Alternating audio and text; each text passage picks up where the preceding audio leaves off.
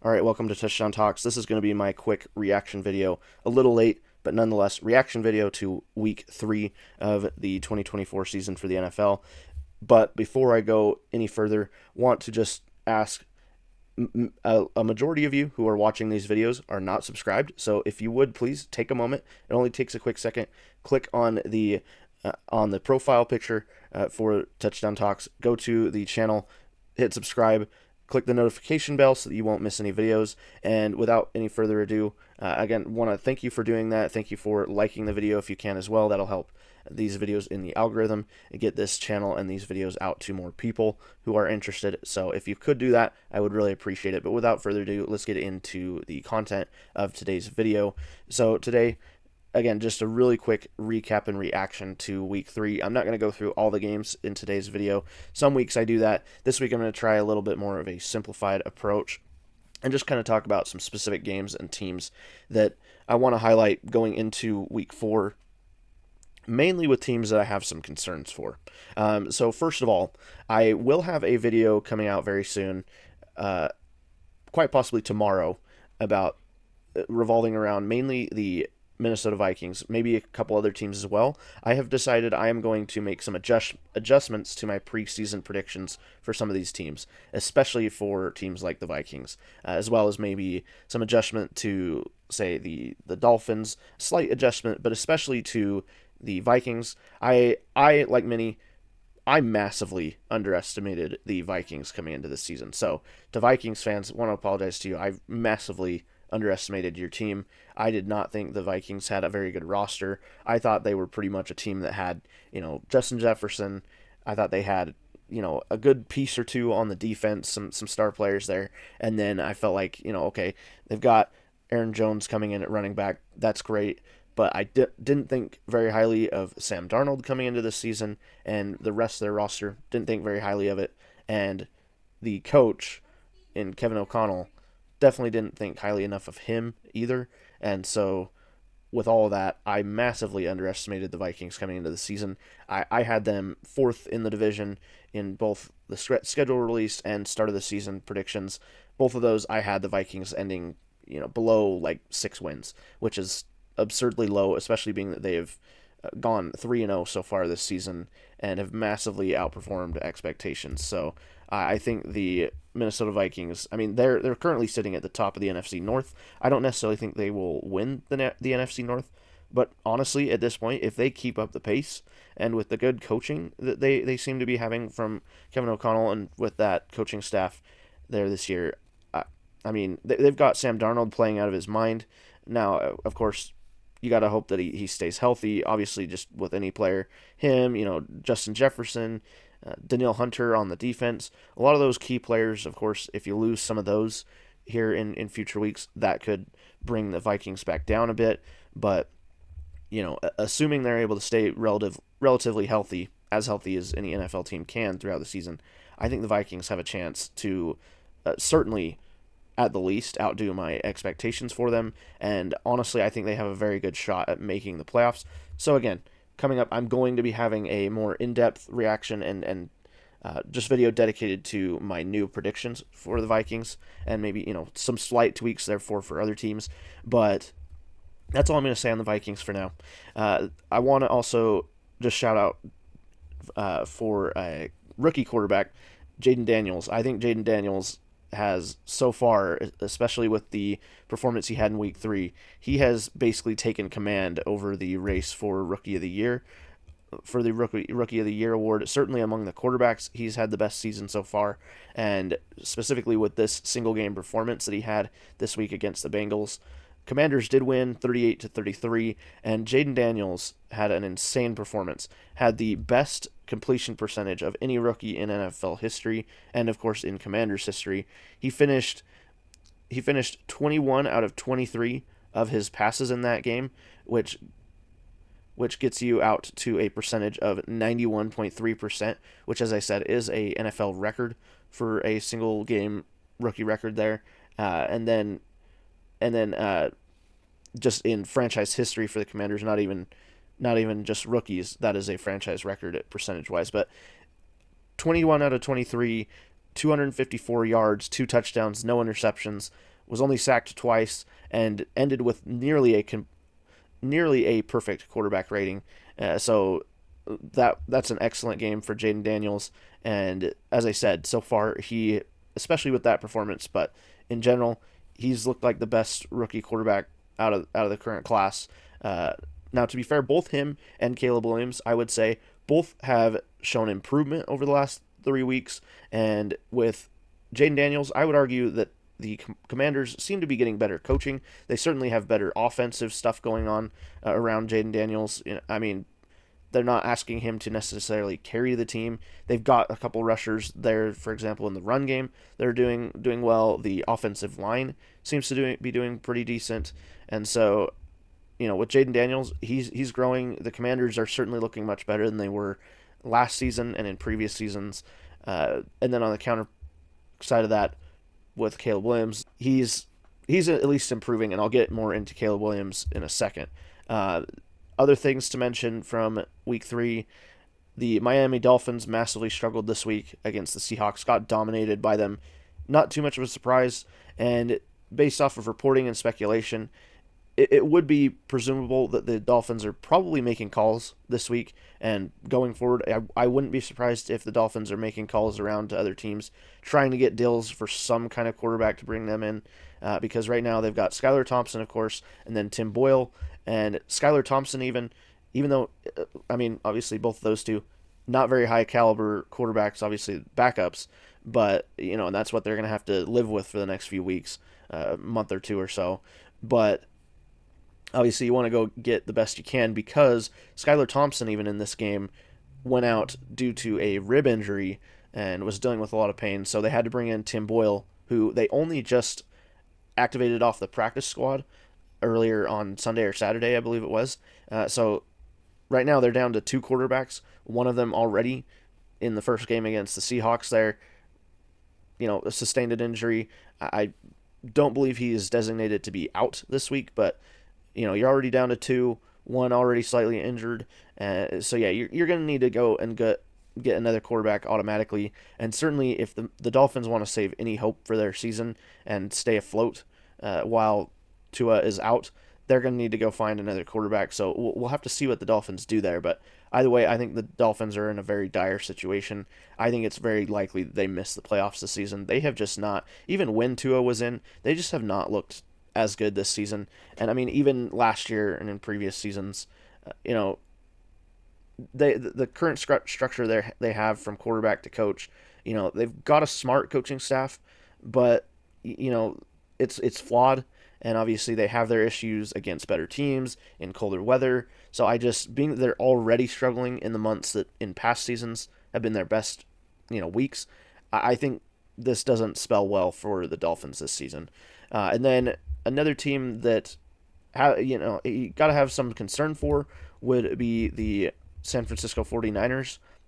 Of course, they're at 1-2. They're one of those teams right now that, based off of their record, you got to be a little bit concerned, but at the same time, they're one of those teams that, they have the not so great record, but they're still one of those teams that everybody assumes will be in the playoffs. So they're kind of one that hard to know what to do with them yet.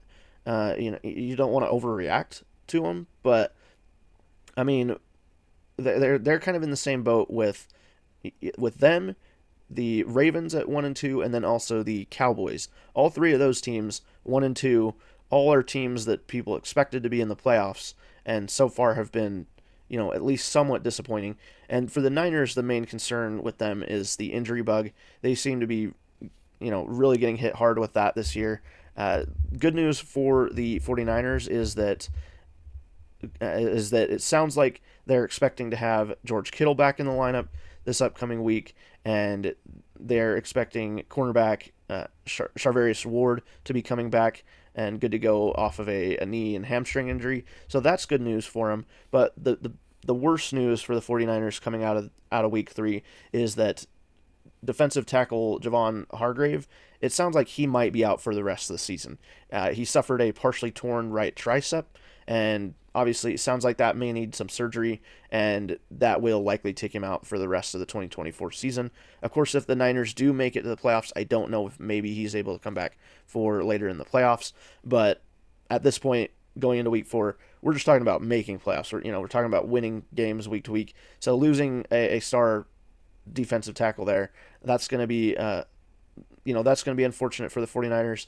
And then Kyle Shanahan also did speak about Christian McCaffrey on Monday. Sounds like Christian McCaffrey flew out to Germany to visit with a specialist, try to work on that Achilles tendonitis that he's dealing with. I mean, that's something that certainly sounds scary and certainly sounds like something that could end up, being an issue for Christian McCaffrey basically the whole season. Obviously, he's on IR right now, but even once he does get brought back off injured reserve, it does sound like obviously there's a good amount of concern that he's not going to be fully ready to go at all this season. So that can't be good for the 49ers. And then another team I wanted to quickly mention, Dallas Cowboys. Their defense is struggling.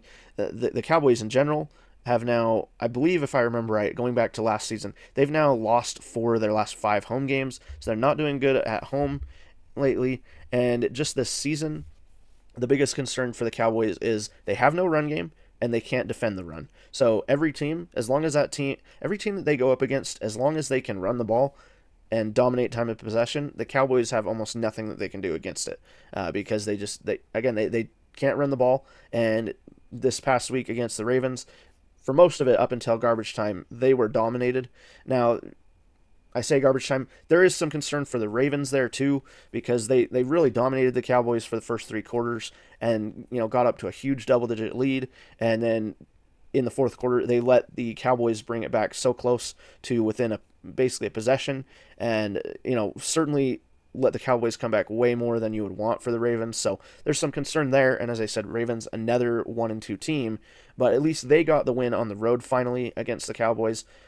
And partially thanks to having Lamar Jackson and Derrick Henry, who the Cowboys passed up on the opportunity to try to get him, which is a real head scratcher. And I know Jerry Jones said they supposedly didn't have the money for him, but other teams make room for money wise in ways that sometimes it doesn't seem like the Cowboys and Jerry Jones are willing to.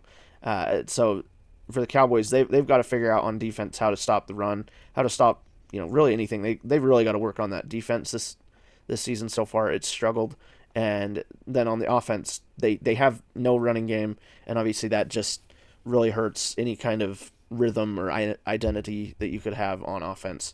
And the last thing just in general is, coming out of week 3, there's a handful of teams right now that I think their coaching seats are starting to get hot.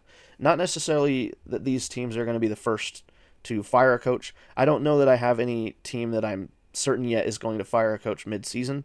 I think some of these teams might wait till the end of the season if they do. But just some teams to watch out for, in my opinion so far, would be the Chicago Bears, Jacksonville Jaguars, Dallas Cowboys, the Las Vegas Raiders, and the Eagles. Eagles, maybe not, but still there are a lot of questions for them around Nick Sirianni as the coach, and there's a lot of doubts and stuff about him and his decision making, some of the the emotionalness that he carries himself. Sometimes he's certainly not the most stoic of coaches or anything like that. And then the other thing is the fourth down stuff, with going for it on fourth down all the time and refusing to kick field goals. Even in week 3, for example, where they were up against the Saints, it was a very low-scoring game, and there were a couple different times where they were in field goal range, certainly, and the Eagles refused to kick a field goal, even though it would have given them an extra 3 points in those situations. And in a game that they did win 15-12, but obviously in a game that's ending 15-12, you can obviously do the math in your head and see how a field goal or two in that game makes a big difference for either team. So there were some fourth down moments where they went for it and refused to kick a field goal that were a little bit, hard to get behind, but that has been kind of their identity. And for the Eagles and Nick Sirianni, the Eagles are a team that have shown they're more than willing to move off of coaches even after seasons that most teams would consider a success. The Philadelphia, they don't mess around. So if the Eagles don't make the playoffs and don't look really good, and Nick Sirianni isn't able to show what his value is as the head coach, there's a chance even he is out. But for the Raiders, of course, Antonio Pierce, the Raiders, I think, are looking like they're in danger of going into a tailspin. They just lost to the Carolina Panthers. Now, to be fair to the Raiders, they did have to deal with the fact that the Panthers just benched Bryce Young and brought in Andy Dalton, so that was a bit of a wild card there. But against the Raiders, the Panthers looked much better and scored quite a bit of points. It was one of the higher scoring games in the week, but I just know for the Raiders, there was a lot of frustration, especially with Davante Adams. He was obviously very frustrated. The Raiders benched Gardner Minshew partway through the game, and after the game, Antonio Pierce wouldn't rule out the idea of not starting Gardner Minshew going forward. And then he also, kind of vaguely was referencing, it seemed like Davante Adams, maybe some other players as well. It seemed like this is one of the first games under your leadership that the team just didn't seem to show up tonight. No, they didn't. I think as the game went on, I don't think it was a team. I think there was definitely some individuals that made business decisions, and will make business decisions going forward as well. And certainly with Davante Adams and the way he was reacting towards the end of the game, and very obviously looking frustrated. I don't know if that's who Antonio Pierce was referring to, but I've said it multiple times this last few weeks. I still think, even more so now, that the likelihood of Davante Adams getting traded away to somewhere like the Jets or elsewhere, I think is looking more and more likely by the week. So obviously also with that, if you trade away Davante Adams, and with how bad the team already is looking, how weak that roster is, we all know that. I think it's going to be very hard for Antonio Pierce to get the Raiders to do well enough to keep his job by the end of the season. I don't know that he gets fired mid-season, but I wouldn't be surprised if the Raiders move off of him and try to actually go through the hiring process and hire a new coach for going into 2025. Jacksonville, they've regressed massively. Trevor Lawrence is just, at this point, everybody is really starting to come around to the idea that maybe Trevor Lawrence really was overhyped. Maybe he really is not as good as we all thought when he came out, or at least some of us did. And, for Doug Peterson, things just don't look good for him as a whole. The Jaguars, not only has Trevor Lawrence regressed, which that's the biggest part of it, is that he's regressed, but their offense just in general couldn't do anything against the Bills. And to be fair, of course, the Bills are a really good team, really great defense and all that, but the Jaguars just, that Jaguars-Bills game in Buffalo controlled that from minute one, and it was one of those games where after like the first couple possessions, it was like, unless something massively changes here, the Bills have this game in the bag, and nothing changed. It was, by halftime, it was very evident that the game was basically over already at that point. By halftime, for fantasy, which again, fantasy isn't everything, but you can kind of get an idea of how things are going based off of it. For fantasy, by halftime, Josh Allen already had 28.08 points. So that's massive. By halftime, his stats were 22 for 28 on passing, 247 yards through the air, and 4 touchdown passes. And then on the ground, he had carried it 3 times for 22 yards. So an average of 7.3 on the ground, an average of 8.8 through the air, and a near perfect quarterback rating as well in the first half. So, Allen played nearly perfect, and the Jaguars defense basically just let them do whatever they wanted. Also in that first half, Trevor Lawrence had a really bad pick that was totally on him, looked horrible, that was intercepted by Damar Hamlin. The game was pretty much over by halftime, as I said. And then by midway through the second half, I believe it was into the fourth quarter, very beginning of that, maybe late third quarter, the Bills pulled their starters, and then the Jags also pulled their starters as well. So, yeah, it was one of those games that got very lopsided pretty quick, and both teams pretty much put in backups and just played to get out of there. And so for the Jags, that's certainly concerning. And if you're Doug Peterson, you're gonna have to get your team to do better somehow. I don't know how they're gonna do that. The Jaguars do have coming up the Houston Texans, so that's not going to be an easy deal there as well. They're on the road again in Houston, so a tough draw for the Jaguars. I think this one they could make it close. Certainly, if they at least keep this game looking close, that'll be a good thing. But I mean, honestly, even then, even if you lose in a close game, I don't know that things are going to look positive. I mean, honestly, this upcoming game on Sunday against the Texans, in a way, might be a must-win for the Jaguars, in my opinion.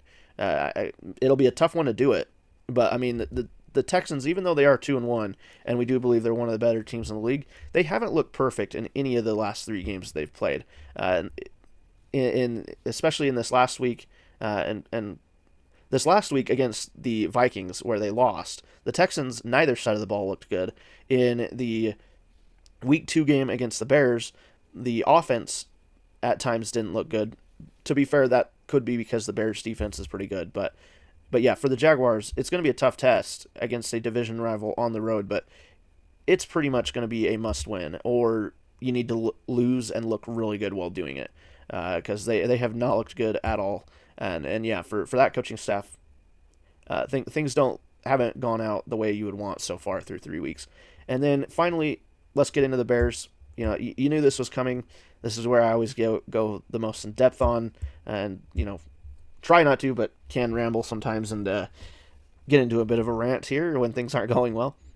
I do want to say off the top, for Caleb Williams in this game, it wasn't a perfect game. It was another one where he had some issues.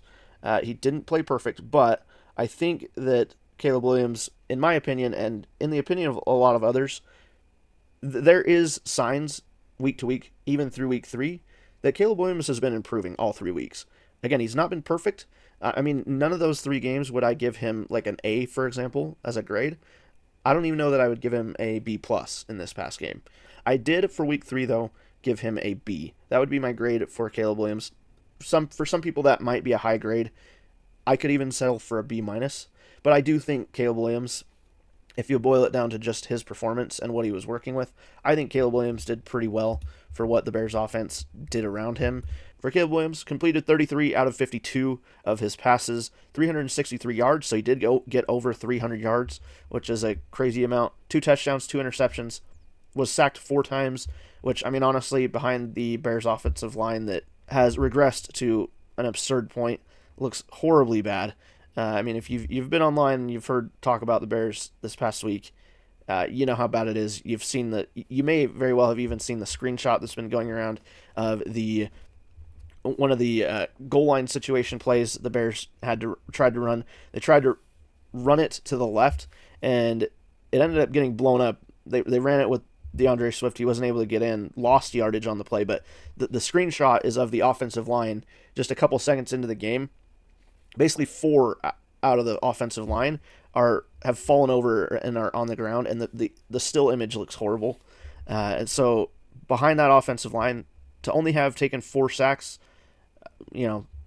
that's a decent thing in my opinion. I mean, some of the sacks this season have definitely been on Caleb Williams, have been his fault, but I think for week 3, taking only 3 sacks was pretty good. And still though, only 4, still pretty good, but that's pretty unfortunate too, being that the Colts coming into this game were massively struggling against the run, and just on defense in general weren't doing the best, and yet the Bears offense made the Colts defense look really good. But yeah, so for Caleb Williams, I'd give his performance a B, personally. But then for the rest of the team, if I had to give grades for other parts of the team, Shane Waldron at offensive coordinator, F. I'm sorry, but his performance as the offensive coordinator has been atrocious so far. This offense, the play calling, has looked no better than it did last year with Luke Getsy. I mean, honestly, in a lot of ways, looks the same, and it looks atrocious. And it's not just the play calling; it's also the scheme and the personnel usage. You even had during the game on Twitter, you even had Matt Forte and the son of Walter Payton. You had even them on Twitter going off about what was happening. Like for example, Matt Forte called out a play where the Bears had a wide receiver blocking a defensive end, which just does not doesn't make sense. That's not likely going to work. And I mean, the Bears' offense so far, and certainly in this game, was super painful to watch. Other grades to go around for the Bears: for Matt Eberflus, I'd give him a D plus. So certainly better than Shane Waldron, but still a failing grade. The only reason it's a D plus is because of the defense. This Bears defense really does look really good. One of the best defenses in the league, in my opinion.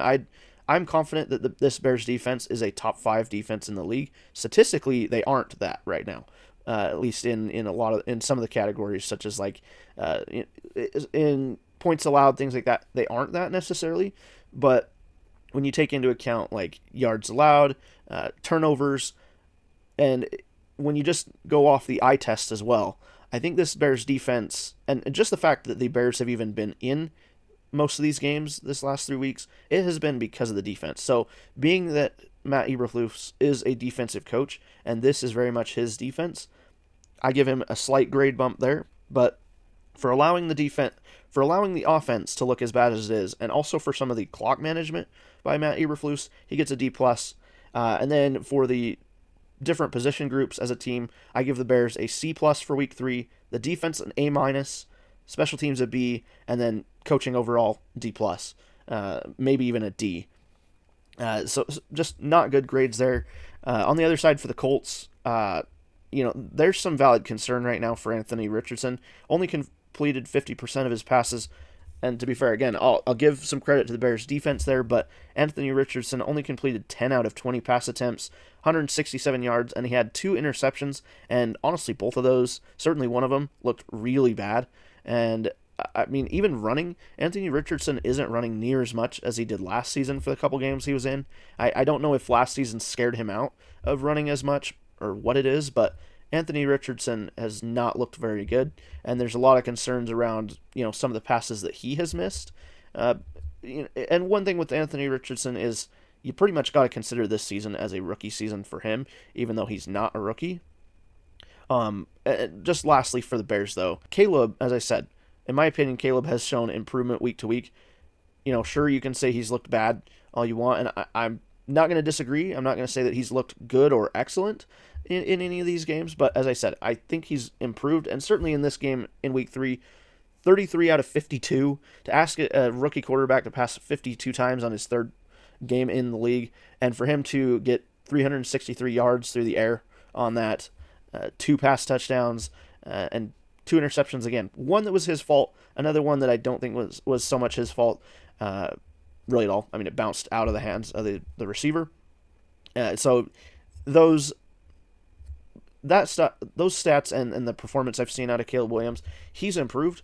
But the offense, the biggest concern for me, and part of why obviously the scheme is not looking good, the just overall identity for the Bears offense is kind of whack, is the run game is just not working at all. That is my biggest concern for the Bears going forward this season, is they have no run game. Atrocious. They added DeAndre Swift this season, and that's the problem. Is I don't know whether to blame the offensive line. I don't know whether to blame the running backs, specifically DeAndre Swift, or if I should blame the coaching, or all three. I don't know what it is that is to blame for how bad it's been, but DeAndre Swift was the leading rusher again this week, had 13 carries, so he had the most amount of carries, but he didn't lead the team in rush yards. It was actually Roschon Johnson, who was believed to be coming into the season as running back 3, maybe running back 2 in some situations. He actually led the Bears in rush yards. He had 8 carries for 30 yards, so averaging 3.8, which is actually not terrible for average rushing. But then DeAndre Swift, and this is why I do want to place a good amount of blame on him. On 13 carries, he only ended up with 20 yards, which is atrocious. And he's just, overall this season, not good at all. I mean, that's right around his season average. I think his average for the season is like 2 yards a carry or maybe less now.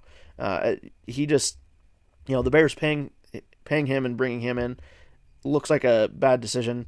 I mean, certainly the Bears letting David Montgomery walk and go to the Lions of all places a couple years ago has really hurt to watch. David Montgomery, both last season and this season, has looked really good. It makes me very sad that the Bears let him go, and especially being that the best we can do to replace him is bring in DeAndre Swift behind this offensive line that is massively struggling. Um, for receiving for the Bears, Roma Dunze had a really great game. Career game would be fair to say. He had 6 receptions for 112 yards, and the first touchdown of the game went to Rome. That was one of the more fun moments of the game for the Bears was Caleb Williams to Roma Dunze, and the question of who's going to get the game ball, because it was both of their first NFL touchdowns together. And I mean, just overall with that pairing, Roma Dunze also had the most targets on the team, tied with Cole Kmet. I really like to see the connection that's starting to grow between Roma Dunze and Caleb Williams. Cole Kmet also had a good game. Finally, the Bears seem to remember that they have Cole Kmet. I don't know why they keep, both this year and last year at times, I don't know why they so vastly underuse him, but he had 11 targets, caught 10 of those for 97 yards and a touchdown. And then Bears' number 1 wide receiver, DJ Moore, in targets and in production, he was actually 3rd on the team, 10 targets, 8 receptions for only 78 yards, but still pretty good performance out of him as well. And the Bears are missing Keenan Allen with the heel injury he's been dealing with here at the beginning of the season and a bit of the offseason. Hopefully they get him back healthy and he's able to come back and stay healthy. I'm a bit concerned about that. I mean, he is an older wide receiver. I really hope he's able to come back from that injury and be 100% and stay relatively healthy. I think that should help the Bears offense as well a little bit, but until the Bears can get the run game figured out, I don't know that it matters. You're asking Caleb Williams to throw it way too many times. I also failed to mention Caleb did have a fumble that was lost as well, so that is another thing that goes against Caleb's performance. But again, with how bad the run game has been and the scheme and the offensive line, I can't blame Caleb Williams for too much of it. And I honestly really do think the Bears are going to have to move off of Matt Eberflus this offseason. I'm sorry. Matt Eberflus seems like a nice guy. He's gotten this Bears defense looking really good, but in the NFC North, that just doesn't cut it. I mean, honestly, outside of the Bears, if you take the Vikings, Lions, and Packers, those 3 teams have some of the best offenses in the league right now. I mean, you could build a Pro Bowl offense just based off of those 3 teams. And then you have the Bears, who just are the complete opposite. Have a really good defense, have an offense that has good sounding pieces, but an offense that has looked atrocious so far. And that 100% goes on the coaching. As I keep saying, I'm going to keep saying it. My dream for this season had been that the Bears fired Matt Eberflus, hired Jim Harbaugh, and drafted Caleb Williams. I think we would be in a much different place, especially with the running game, which Jim Harbaugh is known to be very good at implementing. And obviously, if you look at the Chargers, they've already done that. They are very much a run-heavy team. I think this Bears team would look much different right now if they had Jim Harbaugh as the coach. Now, I knew that was somewhat unlikely to happen, especially because the Bears team president and Jim Harbaugh don't get along too well from back when they were both in the college ranks doing stuff together.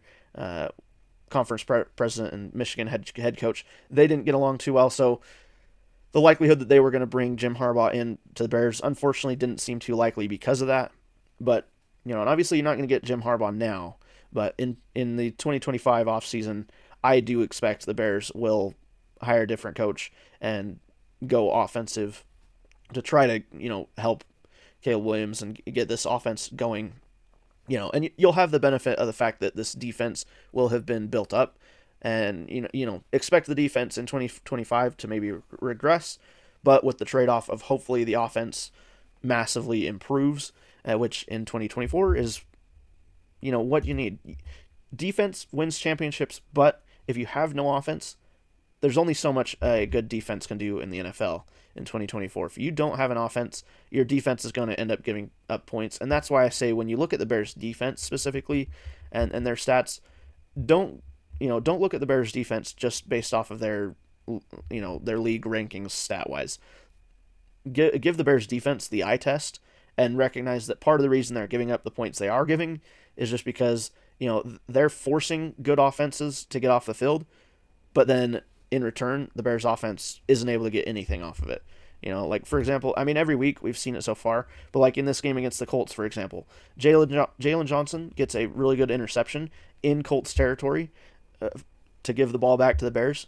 Bears have a very quick drive that goes basically nowhere, and the Bears had to settle for a 53-yard field goal. At least they got points off of that one, but that was one where the Bears defense set them up in enemy territory already, and the Bears offense could do basically nothing with that. So obviously for a defense, no matter how good that defense is, if the offense can't do anything in 2024, your opponent's NFL offense is going to get going enough to where they're going to be able to beat you. So with that, that's how I'm going to wrap up this Week 3 recap. We are going into Week 4. Got some good matchups coming up. We got Thursday. We've got the Cowboys at the Giants. Pretty much a must-win for the Cowboys. They've got to win, and they've got to look good against the Giants, who, in Dak Prescott's career, the Giants are one of the teams that they have farmed a lot of wins off of, and the Giants haven't looked that great. They did finally get a win against the finally get a win this season, but for the Cowboys, this is a must-win on the road in New Jersey there, and of course, I'm going to be looking forward to the Bears-Rams game. This is a game that I predicted the Bears to lose before the season, which I could very well see. Right now, at the moment, the Bears are actually favored at home. They're being favored by 2.5. I don't really love the fact that they're being favored, but at the same time, the Rams are pretty beat up. Packers-Vikings, that one will be an exciting one early on Sunday. That one could have huge implications going forward for the NFC North race going into the playoffs even. For the Bengals, they've got a must-win as well. Bengals are up against the Panthers, who have the better record than the Bengals, and their team 0-3. They need to win that game. Also, the Jags against the Texans, another similar situation there. The 49ers 1-2 going up against the 1-2 Patriots. 49ers should win that one. They should be fine on that. And then later on in Sunday in the week, Chiefs-Chargers. That one will be fun. The Chargers usually play the Chiefs decently well, but Herbert dealing with some injury now. That's a concern. The Chiefs should win this, but by how much, I don't know. And then the Sunday night game, Bills-Ravens. That one could be an exciting one. The Bills have to play this one. The Bills have to play this one well. I don't know that this is a must-win, in my opinion. I mean, you're going up against the Bills, so it's going to be pretty hard to. It's going to be pretty hard to be too harsh if you lose against the Bills, who are 3-0 and have looked like one of the best teams in the league right now. Top 1 or 2, really, right up there with the Chiefs. But the Ravens need to do well at home in this game. I mean, they're very likely going to end up falling to 1-3, which is going to put them in a, they're one of those teams that have playoff expectations, and they're, digging into a pretty deep hole to start off the season. And that's why weeks 1 through like 3 or 4, you always see those stats of, teams that go 0-2, 0-3, whatever to start the season have super low percentage to make the playoffs. And especially this now with a longer season, there is more opportunity to still make it. But when you lose a lot of those early games, it may be because you had a difficult start to the schedule, but when you lose a bunch of games to start the season in the NFL, you're just digging yourself a hole that's going to make it much more difficult to make the playoffs and certainly to have good seeding in the playoffs. And then Monday night, we've got another doubleheader. I don't really like these Monday night doubleheaders. Thankfully, after this week, we don't have another one for a bit. But you got Titans, Dolphins. That one's going to be a tough one to watch. Honestly, in my opinion, might be the Titans' chance to finally get a win against the Dolphins team that, just having a not great season there at quarterback with the injuries. But Titans 0-3, they haven't looked good. Will Levis is leading the league in giveaways. He's got five interceptions on the season. I think he's got 2 or 3 fumbles as well. So he's playing atrocious. I wouldn't be surprised if we see him get benched after this week if he continues to play horribly. And especially if he plays horribly and the Dolphins win because of it, with how much they're dealing with, I wouldn't be surprised if the Titans bench him after this week. And then the good game for Monday will be Seahawks at the Lions. That one could be pretty interesting. Lions are favored at home, which isn't a big surprise. I wouldn't be too surprised if they cover that spread, but we've seen a good amount of teams this season that are underdogs cover the spread and even win. So it's been a pretty good season for underdogs so far. But yeah, with that, I'm going to end this video. don't forget, tomorrow I'm going to have a video coming out specifically focused on the Vikings. I think the Vikings are going to massively outperform my expectations that I had for them coming into the season. They already have done that. I mean, I think I had originally predicted that they would lose most of these first 3 games, and they've won out. They're 3-0, so I think they are going to have a much better season than I had expected coming into it. So thank you for watching this far. I apologize for how long of a video it is. If you've made it this far, you're a real one. Again, see you tomorrow. Thank you, and have a great rest of your day.